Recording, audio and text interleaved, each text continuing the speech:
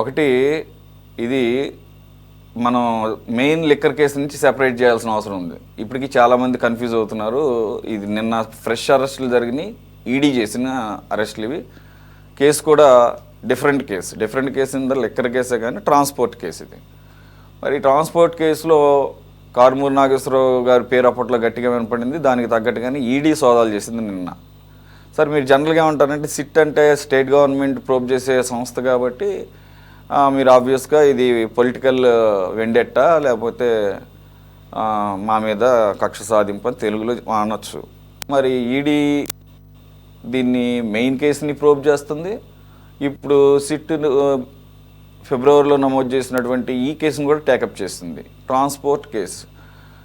అయితే లక్ష్మి గారు అనేది ఏంటంటే ఇది పైకి కనపడి 13 రూపాయల నుంచి 35 రూపాయలు పెంచటం, ఇదంతా పైకి కనపడేటటువంటి 200 నుంచి 400 కోట్ల రూపాయలు. కానీ అసలు విషయం ఏంటంటే మెయిన్ లిక్కర్ కేసుకి దీనికి కూడా లింక్ ఉంది. ఎలా లింక్ అంటే లెక్కాపత్రం లేకుండా డైరెక్ట్గా లిక్కర్ మ్యానుఫ్యాక్చరింగ్ యూనిట్స్ నుంచి బ్రూవరీస్ కార్పొరేషన్ డిపోలకు వెళ్లకుండా డైరెక్ట్గా షాపులకు వెళ్ళి ఎంత అమ్మారో దీనికి లెక్కాపత్రం లేదు. కాబట్టి వీళ్ళు ఇప్పుడు సిట్ కానీ లేకపోతే ఈడీ కానీ ప్రోబ్ చేస్తుంది. ఆన్ రికార్డ్ ఏదైతే సేల్స్ జరిగాయో వాటికి సంబంధించి కమిషన్లు లేదంటే ట్రాన్స్పోర్ట్ ఛార్జెస్ పెంచి రీజనల్గా కాంట్రాక్ట్లు ఇచ్చుకున్నారని దాని మీద. కానీ అన్అఫీషియల్గా కొన్ని వేల కోట్ల రూపాయలు డైరెక్ట్గా బిజినెస్ చేశారు. అవి క్యాష్ రూపంలో చేయడానికి కారణం అని చెప్పేసి లక్ష్మి గారే కాదు కొంతమంది ఇంతకుముందు కూడా మన డిబేట్లు చెప్పిన సందర్భం ఉంది. దానికి అనుమానం. సరే ఇప్పుడు ఇంకా అక్కడ దాకా పోలా. అన్అఫీషియల్గా అంటే మరి దానికి వీటికే ఆధారాలు తీయటం అంత ఈజీ కాదు. మరి దానికి తీయాలంటే రెండోది మీరు కావాలంటారు కానీ అంతకుముందు ఒక ఆటోమేటెడ్ సిస్టమ్ ఉండేది. ఆర్డర్స్ ఇప్పుడు ఒక షాప్లో ఒక ఏరియాలో ఏవి ఎక్కువ తాగుతున్నారు లేదా ఏ బ్రాండ్స్ ఎక్కువ ఇష్టపడుతున్నారు అనే దాని మీద లాస్ట్ 3 months యావరేజ్ సేల్స్ తీసుకొని ఆ బ్రాండ్కి ఆటోమేటిక్గా ఆర్డర్ వెళ్ళిపోతుంది. అది కంప్యూటరైజ్డ్ ఆర్డరింగ్ సిస్టమ్ ఉండేదట. మరి మీ ప్రభుత్వం వచ్చిన తర్వాత క్యాష్ ట్రాన్సాక్షన్సే కాదు ఆర్డరింగ్ సిస్టమ్ని కూడా మాన్యువల్గా మార్చేశారంటున్నారు.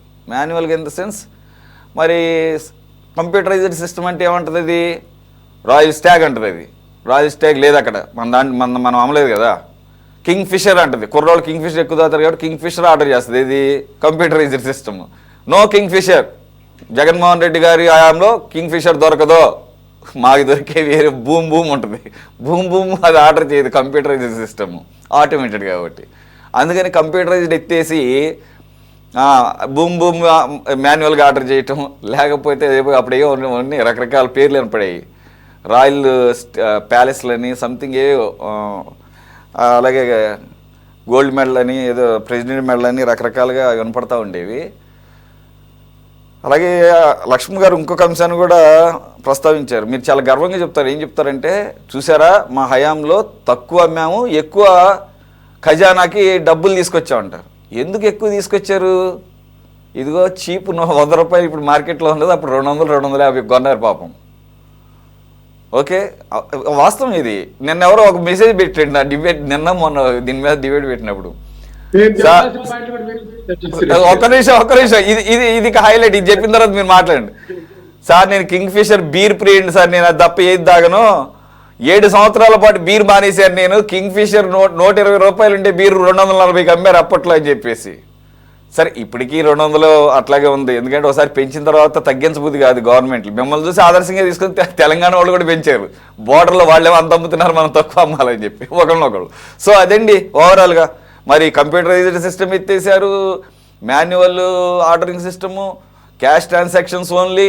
ట్రాన్స్పోర్ట్ చూస్తే కేసుకు 13 రూపాయలు ఎక్కడ, 35 రూపాయలు ఎక్కడ. మరి ఈడీ చేస్తుంది, ప్రోబ్ చేస్తుంది. ఈడీ అరెస్టులు ఏమంటారు ఇప్పుడు? నమస్కారం అండి సురేష్ గారు, మీకు అట్లాగే కిరణ్ గారికి, లక్ష్మణ్ గారికి, పెద్దల అంతా కూడా నమస్కారం.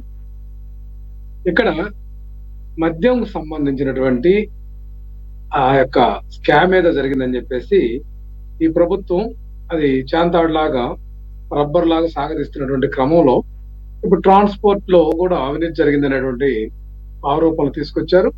తర్వాత ఇది హమాలీల కాడికి వచ్చింది, ఇంకా తాగిన వాళ్ళు కూడా స్కామ్ చేశారనేటువంటి పరిస్థితిని ఈ ప్రభుత్వం ఉంది. మందు తాగినతో కూడా స్కామ్ అవుతుంది, ఎందుకంటే వాళ్ళకి డబ్బులు ఎక్కడ వచ్చినాయి అనే పరిస్థితి ఉంది. ఇది హాస్యాస్పదమైనటువంటి అంశము. లక్ష్మణ్ గారు లాంటి పెద్దవాళ్ళు కూడా నేను ఇట్లా మాట్లాడతారని ఊహించలేదు. ఎందుకంటే ఎక్కడైతే మనకి లిక్కర్ తయారైనటువంటి ఆ బ్యావరేజ్ నుంచి ఖచ్చితంగా ఏపీ బ్యావరేజ్ కార్పొరేషన్ లిమిటెడ్ కొని తనే ఈ యొక్క కొత్త లిక్కర్ పాలసీ ఏదైతే వైఎస్ఆర్ కాంగ్రెస్ పార్టీ హయాంలో తీసుకొచ్చినటువంటి లిక్కర్ పాలసీ ప్రకారం ఏపీ బ్యావరేజ్ కార్పొరేషన్ లిమిటెడ్ ఒక స్పెసిఫిక్ ప్లేసెస్ ని ఐడెంటిఫై చేసి అక్కడ షాపులు తమ యొక్క ఉద్యోగులను పెట్టి నిర్వహించినటువంటి పరిస్థితి క్లియర్ గా ఉంది. అయితే ఇక్కడ వ్యాపారానికి స్కామ్ కి తేడా తెలియకుండా మనం మాట్లాడుకోవటం కూడా ఇది అసంబద్ధమైనటువంటి అంశంగా ఉంటుంది. ఎందుకంటే ఇది చంద్రబాబు నాయుడు గారు అయినా వేయచ్చు, లోకేష్ గారు అయినా వేయచ్చు, పవన్ కళ్యాణ్ గారు కూడా వేసుకోవచ్చు టెండర్. ఎందుకంటే ఆన్లైన్ ప్లాట్ఫామ్ మీద జరిగేటటువంటి టెండర్ల ప్రక్రియ అది. అట్లాగే నేను ఒక ఉదాహరణ చెప్తున్నా. ఈ ప్రభుత్వం ఇప్పటికే సెబ్ ను ధ్వంసం చేసింది, స్పెషల్ ఎన్ఫోర్స్మెంట్ బ్యూరోని ధ్వంసం చేసింది. అట్లాగే ఈ యొక్క మద్యానికి సంబంధించి ఇప్పటికే దాదాపుగా 40,000కు పైగా బెల్ట్ షాపుల్ని పెట్టించి ఈ రోజు ఆ వ్యవస్థ కూడా ధ్వంసమైంది. మా హయాంలో ఇసుక గాని మద్యం గాని ట్రాన్స్పరెంట్ మెథడ్లో ప్రభుత్వానికి ఆదాయం తీసుకురావాలనే అంశం అయితే, అట్లాగే మద్యాన్ని దశల వారీగా కుదించాలి. అంటే మద్యాన్ని మీరు అన్నట్లు నేను చెప్పబోయేటటువంటి పాయింట్ కూడా మీరే కోట్ చేశారు. ఖచ్చితంగా ఆదాయం పెరగాలి, మద్యం ఏదైతే వాడుక తగ్గాలనేటువంటి కాన్సెప్ట్ తోటి ఒక నిర్ణయం తీసుకుంది ప్రభుత్వం. ఆ నిర్ణయానుసారంగా జరిగినటువంటి ఆలోచన విధానాన్ని ఈ రోజు మొత్తం తుంగలో తొక్కి ఇప్పుడు జరుగుతున్నటువంటి స్కామ్ ని, రియల్ గా స్కామ్ జరుగుతుంది ఇప్పుడండి, దాన్ని మభ్య పెట్టడానికే ఈ డైవర్షన్ పాలిటిక్స్, ఈ యొక్క మద్యం స్కామ్ జరిగింది, ట్రాన్స్పోర్ట్ స్కామ్ జరిగిందని ఈ ప్రభుత్వం మీడియా ముఖంగా చేస్తున్నటువంటి ఈ యొక్క ప్రేలాపనలు ఏవి కూడా నిలబడవు. ఎందుకంటే ఇక్కడ ట్రాన్స్పరెంట్ మెథడ్ లో జరిగింది. మద్యం ఏదైతే సంబంధించినటువంటి వ్యాపార సంస్థలు మధ్యలో ఏదైతే బ్యావరేజ్ నుంచి కొనుగోలు చేసినటువంటి సంస్థ ఏదైతే AP beverage corporation limited direct విక్రయాలు చేసింది, ఆ డబ్బుల్ని ఖజానాకు జమ చేశారు. అట్లాగే ఇసుకు సంబంధించి కూడా మనం చూసుకుంటే ఖచ్చితంగా అది సెంట్రల్ గవర్నమెంట్ ప్లాట్ఫామ్ మీద టెండర్ నిర్వహించినటువంటి ఘనత జగన్మోహన్ రెడ్డి గారికి దక్కుతుంది. దాని యొక్క ఆదాయాన్ని మొత్తం కూడా ఖజానాకు చేకూర్చడం జరిగింది. ఇప్పుడు జరుగుతుంది ఏంటండి, ఫ్రీ ఇసుక అని చెప్పేసి మొత్తం కూడా తెలుగుదేశం పార్టీ వాళ్ళు ఆ యొక్క ఏదైతే రీచ్లన్నిటిని కూడా ఆక్యుపై చేశారు. పైపెచ్చి ఏఎంఆర్ అని ఒక ప్రైవేట్ సంస్థ తోటి గోండాయిజంగా ఈ రోజు ఏదైతే వసూలు చేస్తా ఉన్నారు. అట్లా మనం లెక్కర్ దగ్గరకు వద్దాం. లెక్కర్ స్కామ్ లో ట్రాన్స్పోర్ట్ అనేటువంటి అంశంలో దానికి సంబంధించినటువంటి కిలోమీటర్ కు ఖర్చు ఈ రోజు డీజిల్ ధరలు పెరిగినాయి. ఆ యొక్క రోజువారీ ఉండేటటువంటి ఖర్చులు కానీ, ఆ ట్రాన్స్పోర్టేషన్ ఖర్చులు కానీ పెరుగుతా ఉన్నాయి. అందుకే కదా బస్సు ఛార్జీలతో సహా పెంచుకుంటా పోతున్నటువంటి అంశాన్ని కూడా గమనించాలి. ఈ క్రమంలో ఏదైనా సరే వాసుదేవరెడ్డి గారి గురించి మాట్లాడేటప్పుడు ఆయన అదేమంటే వైఎస్ఆర్ కాంగ్రెస్ పార్టీ ఆయన IAS officer, AP beverage corporation limited కి ఎండీగా ఉన్నారు. ఈ రోజు కూడా చంద్రబాబు నాయుడు గారికి సన్నిహితులు అనేటువంటి వాళ్ళు రిటైర్డ్ ఐఏఎస్ ఆఫీసర్లు కూడా చాలా కార్పొరేషన్లు, చాలా బోర్డులకు ఈ రోజు బాధ్యతలు ఇచ్చినటువంటి పరిస్థితి ఉంది. అది ఎట్లా మనం దాన్ని ఆక్షేపిస్తాం? మనం మాట్లాడే విధానంలో ఒక పారదర్శకత ఉండాలి. మనం మాట్లాడేటటువంటి అంశంలో ఒక రుజువు ఉండాలి. రుజువు లేనటువంటి అంశాలు, పారదర్శకత లేని అంశాలతోటి ఐఏఎస్ ఐపీఎస్ లో కూడా అదేదో జగన్మోహన్ రెడ్డి గారి యొక్క సొంత మనుషులుగా అసలు ఒక ముఖ్యమంత్రి స్థాయిలో పరిపాలన చేసేటప్పుడు తమకు నమ్మకస్తులైనటువంటి వ్యక్తుల్ని ఇప్పుడు కూడా జరగట్లేదండి. ట్రాన్స్ఫర్స్ కానీ, పోస్టింగ్స్ కానీ ఇచ్చేటటువంటి దాంట్లో లా అండ్ ఆర్డర్ పోస్ట్స్ కానీ దీంట్లో తమకు నమ్మకమైనటువంటి వ్యక్తులకు ఇచ్చుకునేటువంటి అధికారం ఈ యొక్క ప్రభుత్వానికి ఉంటుందనేది ఇది సర్వసాధారణమైనటువంటి అంశం. అయితే ఇక్కడ కారుమూరి నాగేశ్వరరావు గారు అట్లాగే వాళ్ళ కుమారుడైనటువంటి వాళ్ళిద్దరు కూడా రాజకీయాల్లో చాలా ముందుగా ఉన్నటువంటి అంశం ఉంది. సునీల్ కుమార్ గారు కూడా, వీళ్ళిద్దరు కూడా రాజకీయంగా కొంచెం ముందుకు వస్తున్నటువంటి పరిస్థితి ఉంది. ఇప్పుడిప్పుడే బీసీ వర్గాల్లో నుంచి ఆయన మంత్రిగా గాని, వాళ్ళ కుమారుడు ఎంపీగా కూడా కంటెస్ట్ చేసి ఓడిపోయి వ్యాపారాలు నిర్వహిస్తున్నటువంటి వ్యక్తులు. అంటే ఈ రోజు రాజకీయాల్లో ఉండేటటువంటి వ్యక్తులు వ్యాపారాలు నిర్వహించకూడదని ఎక్కడన్నా కాన్స్టిట్యూషన్ చెప్తుందండి? ఏదైనా చట్టం ఉందా చెప్పండి? ఇవన్నీ కూడా మన చట్ట పరిధిలో రాజ్యాంగబద్ధంగా ప్రజాస్వామ్య విధానంలో ఆలోచించాలి. అంటే రాజకీయాల్లో ఉన్నోళ్ళు వ్యాపారాలు చేయకూడదని ఎక్కడన్నా ఉంది. ఇప్పుడు కొన్ని నిబంధనలు ఉన్నాయి. లా ప్రాక్టీస్ చేసే వాళ్ళు ఆ యొక్క రియల్ ఎస్టేట్ ట్రాన్సాక్షన్స్ కానీ ఇవన్నీ కూడా చేయకూడదు అనేటువంటి అంశాలు ఇవన్నీ ఉన్నాయి. అటువంటి నిబంధనలు ఏమన్నా ఈ యొక్క ప్రజా ప్రాతినిధ్య చట్టంలో ఎక్కడన్నా పొందుపరిచారు చెప్పమనండి. వీటన్నిటిని కూడా మనం ఆలోచన చేయకుండా ఏదో ఒకటి మాట్లాడుకుంటా పోతా ఉంటే అసలు ఇప్పుడు జరుగుతున్నటువంటి దాని గురించి, ఇప్పుడు జరుగుతున్నటువంటి స్కాముల గురించి మాట్లాడుకోకుండా ఎప్పుడో జరిగింది, జరిగిపోయింది అని చెప్పేసి మాట్లాడుకునేది. అయితే దర్యాప్తు సంస్థలు ఖచ్చితంగా నిజం నిగ్గు తెలుస్తాయి, దానికోసం వెయిట్ చేయాలి, న్యాయస్థానాలు తెలుస్తాయి. ఎక్కడా కూడా ఇప్పుడు వీళ్ళు చెప్పేటటువంటి స్కామ్లు ఏవి కూడా అన్ని డూప్లికేట్ మాటలే కదండి. ఈ యొక్క తెలుగుదేశం పార్టీ వాళ్ళు చెప్తున్నటువంటి అంశాలు. ఆ లడ్డూలో కల్తీ జరిగిందన్నారు, అదేమంటే వైవి సుబ్బారెడ్డి గారు, భూమన కరుణాకర్ రెడ్డి గారు హయాంలో జరిగినని ఆ ప్రభుత్వంలో ఉన్నటువంటి పెద్దలే ఆ యొక్క దొంగ డబ్బులతోటి పెద్ద పెద్ద పోస్టర్లు వేయించి ఈ రాష్ట్రంలో శాంతి భద్రతలకు విఘాతం కలిగించినటువంటి అంశం మనం చూసాం. ఎక్కడ ఎవరి పేర్లు లేవని చెప్పేసి రిపోర్ట్లు వస్తా ఉన్నాయి. అది మరలా కూడా న్యాయస్థానాల్లో ఏం జరుగుతుందనేది మనం వెయిట్ చేయాల్సినటువంటి ఆవశ్యకత ఉంది. లిక్కర్ స్కామ్ అన్నారు, ఢిల్లీని మించిన స్కామ్ అన్నారు. అసలు కాంపిటేటివ్ కమిషన్ ఆఫ్ ఇండియా ఏదైతే ఎన్డీఏకి సంబంధించినటువంటి సంస్థ, ఆ ప్రభుత్వానికి సంబంధించిన సంస్థే లిక్కర్ స్కామ్ జరగలేదని చెప్పేసి ఒక స్టేట్మెంట్ ఇచ్చింది. దాన్ని బేస్ చేసుకోవాల్సినటువంటి ఆవశ్యకత ఉంది. అసలు ఈ లిక్కర్ స్కామ్ జరిగిందని పార్లమెంట్ లో మాట్లాడిన లావు శ్రీకృష్ణ దేవరాయలు ఎక్కడన్నా ఎవిడెన్స్ మాట్లాడుతున్నాడండి? ఎక్కడ చెప్పాడా?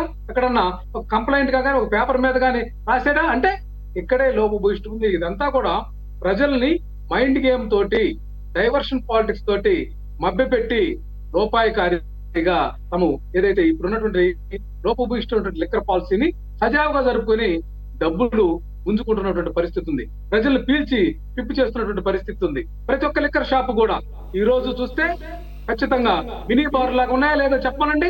అట్లాగే మనం ఇంకొక అంశం కూడా చూసుకోవాలండి. ప్రతి ఊర్లో కూడా ఈ రోజు బెల్ట్ షాపులు మేము వ్యతిరేకమని మాట్లాడినటువంటి చంద్రబాబు నాయుడు గారు 2014 ముందు హామీ ఇచ్చి అది అసలు సంతకం పెట్టకూడని అంశంలో కూడా బెల్ట్ షాపులు రద్దు చేస్తున్నామని మొదటి సంతకాల్లో పెట్టినటువంటి ఘనత ఈ ప్రపంచంలో ఏ నాయకుడికి లేదు.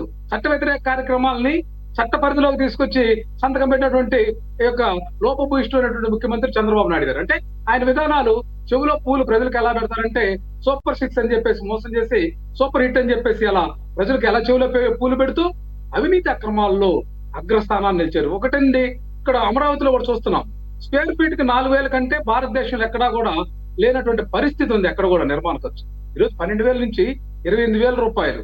అట్లాగే అద్దాలకే 25,500 కోట్లంట, 4,000 కోట్లంట.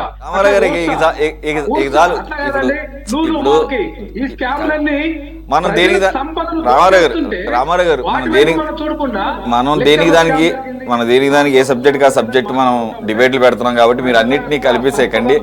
నిన్న దీని మీద ఆల్రెడీ డిస్కషన్ అయింది. ఓకే, అది మళ్ళీ ఇప్పుడు మళ్ళీ మాట్లాడదాము.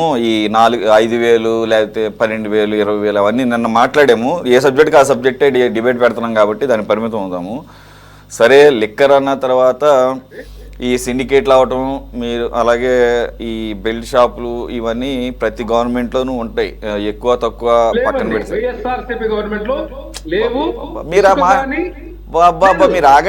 మీరు ఆగండి సార్, ఒక్క నిమిషం ఆగండి. మీకే క్రెడిట్ ఇస్తా, ఒక్క నిమిషం ఆగండి. మీ హయాంలో టైమింగ్స్ చాలా తక్కువ టైమింగే కదా అమ్మింది, గవర్నమెంట్ షాపులు కదా. 11 నుంచి నైట్ 9 వరకు అనుకుంటా కదా. తర్వాత ఏదో 10 చేసినట్టు అటు ఇటుగా 9 క్లోజ్ కదా. 9 తర్వాత ఏమైపోతారండి ఈ తాగుబోతులంతా? బెల్ట్ షాపులు లేకపోతే మీ హయాంలో బెల్ట్ షాపులు లేపడం ఏంటండి? బార్లు బార్లు ఉన్నాయి, వాటిలో డివియేషన్ ఉండొచ్చు కానీ గవర్నమెంట్ షాపులు సిస్టమేటిక్ గా నడిచినాయి, దాన్ని ఒప్పుకోవాలి. ఎందుకంటే మీరు బలేవాళ్ళు సార్, ఆగండి సార్, మీరు ఆగండి, బలేటోళ్ళే. నేనన్నది నేనేం గవర్నమెంట్ షాపుల్లో 9 కట్టేసి వెనక నుంచి అమ్మారని నేను అంటల్లా. నేను అనేది బెల్ట్ షాపుల వాళ్ళు ముందే అక్కడి నుంచి తీసుకువెళ్ళి పగలే వేరే చోటకి తీసుకుని వెళ్ళి రాత్రి 9 తర్వాత నుంచి కూడా తెల్లారి మళ్ళా 10 వరకు కూడా అమ్మింది బెల్ట్ షాపులు. ఎప్పుడు కూడా బెల్ట్ షాపులు నేనేం తప్పు పట్టిన, ఎందుకంటే ఈ ప్రభుత్వం ఆ ప్రభుత్వం అని కాదు, అన్ని ప్రభుత్వాల్లోనూ ఉంటాయి అవి. దాన్ని ఎవ్వడు ఆపలేడు. ఆఖరికి తెలంగాణలో కూడా అర్ధరాత్రి ఏదన్నా కావాలి అనుకుంటే ఒక 50 రూపాయలు ఎక్స్ట్రా పెట్టి బెల్ట్ షాప్ అని చెప్పేసి ఆడేదో కూల్ డ్రింక్ షాప్ ఏదో పెట్టుకుంటాడు. ఆడో 10 బాటిల్స్ 50 బాటిల్స్ పెట్టుకొని కూర్చుంటాడు. ఏదో 2-3 రకాల బ్రాండ్లు అవి వాటిని ఆపడం ఎవరి వల్ల కాదు, అవన్నీ జరుగుతూ ఉంటాయి. ఎక్కువ తక్కువ అవుతుంది. పక్కన పెడితే మీరేమంటారు? ఈ కాంట్రాక్ట్లు కానీ ఇవన్నీ కూడా జనరల్గా అందరు గవర్నమెంట్లో తమ వాళ్ళకి ఇచ్చుకుంటుంటారు, అది కామన్ అండి అని చెప్పి చాలా లైట్ తీసుకున్నారు. రెండో పాయింట్ ఏమన్నారు? ఇది అసలు పసలైనటువంటి కేసులు అంటున్నారు. అలాగే మీరు ఆఖరికి తిరుమల లడ్డు విషయం కూడా చెప్తున్నారు. తిరుమల లడ్డూని ప్రోబ్ చేసింది సుప్రీంకోర్టు. మీరేమనంటే సుప్రీంకోర్టుని తప్పు పెట్టినట్టు అవుతుంది అది. అక్కడ సార్ పోయింది ప్రభుత్వము లోపభూయిష్టమైనటువంటి సిట్టును పెట్టింది. ఒక్క నిమిషం ఆగండి సార్, ఆగండి ఒక్క నిమిషం మీరు అన్నదానికి చెప్తున్నాను అంతే. అలాగే ఇప్పుడు నిన్నటి వరకు మీకు అవకాశం ఉంది, సిట్ స్టేట్ గవర్నమెంట్ ఆర్గనైజేషన్ కాబట్టి కక్ష సాధింపని. ఇప్పుడు ఈడీ కదా, ఈడీ తీసుకుంటున్నటువంటి చర్యలు, ఈడీ చేస్తున్న అరెస్టులు మీరు ఇప్పుడు అనడానికి అవకాశం లేదు. మీరు వేరే రకంగా దాన్ని ప్రూవ్ చేసుకోమనండి, కావాలంటే సెక్షన్లు వేసుకోమనండి అని చెప్పేసి అనండి. అంత క్లియర్గా కేసుకు 13 నుంచి 35 రూపాయలు పెంచుకొని జాయింట్ కలెక్టర్ చేతుల్లో ఉండాల్సిన పవర్స్ తీసుకెళ్లేమో ఎండీ చేతిలో పెట్టి అతను అరెస్ట్ చేస్తే మళ్ళీ మీరు అసలు ఏం జరగలేదంటే అటు విజయకిరణ్ గారు అనర్హం కాదు సార్. ఈ రోజు ఎన్డీఏ గవర్నమెంట్ ఉంది, సుప్రీం కాదండి. ఇక మీరు కాదండి ఆగండి ఈడీ వెంటనే దిగలేదు కదా. ఈడీ ఎప్పుడు దిగింది? దీంట్లో మనీ లాండరింగ్ జరిగింది అన్న తర్వాత దిగింది. భారతదేశంలో జరుగుతున్నటువంటి ఈడీ కేసుల్లో ఎక్కడన్నా కాదంటలే సార్, నాకు తెలుసు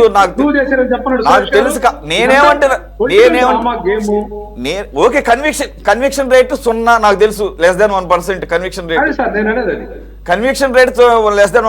దాన్ని గంటలు నేనేమన్నానంటే కక్ష సాధింపు అంటే ఈడీ దించింది ఎవరైతే మీ మీద కక్ష సాధిస్తుంది నరేంద్ర మోదీను అమిత్ షా అంటారా? అదని చెప్పండి కనీసంగా. విజయకిరణ్ గారు ప్లీజ్. సార్ ఎన్డీఏ గవర్నమెంట్ అంటున్నాం సార్, అందులో భాగస్వామి చంద్రబాబు, పవన్ కళ్యాణ్ భాగస్వామి. మొన్న అదే కదా నాగేశ్వరరావు గారు కూడా అవును మరి అవును మరి ఆ లెక్కన నాగేశ్వరరావు గారి వ్యాఖ్యల ద్వారా చూసినా గానీ మీరు జగన్మోహన్ రెడ్డి జోలికి వెళ్ళొద్దు అని చెప్పేసి కదా అంది. మరి ఇప్పుడు జగన్మోహన్ రెడ్డి జోలికి వస్తున్నారు కదా, ఈడీ ఎంటర్ అవుతుంది కదా, మరి దాని అర్థం ఏంటి? లేదు పాడు లేదు సార్, ఏమి లేదు, ఇదంతా కూడా మీకు సరే ఓకే. ఇది వదిలేద్దాం కాదు. తిరుమల కల్తీ దాని మీద ప్రూవ్ చేసింది ఏంటిది? సుప్రీంకోర్టు కాన్స్టిట్యూట్ చేసిన సుప్రీంకోర్టుని కూడా తప్పడతారా? సుప్రీంకోర్టు మేమే కదా సార్ వెళ్ళింది, సుప్రీంకోర్టుకి మేమే వెళ్ళి అదే సార్. ఇప్పుడు మీకేం క్లీన్ చిట్ ఇవ్వలేదు కదా, మీరే వెళ్ళారు కాదంట్లా. ఆరోపణలు ఏవి సార్? జంతు కొవ్వు కలిసిందని అబ్బా వద్దులేండి ఇప్పుడు మళ్ళీ జోలికి వెళ్తుంది. నాకు అంత టైం లేదు. ఒక నిమిషం ఆగండి. వద్దు సార్, మనం వందల సార్లు మాట్లాడాం సార్. ఒక నిమిషం ఆగండి. 100 సార్లు మాట్లాడి ఇప్పుడు మళ్ళీ దాని జోలికి వెళ్తే మళ్ళీ అది పెద్ద స్టోరీ అవుతుంది అది. ఇప్పుడు విజయకిరణ్ గారు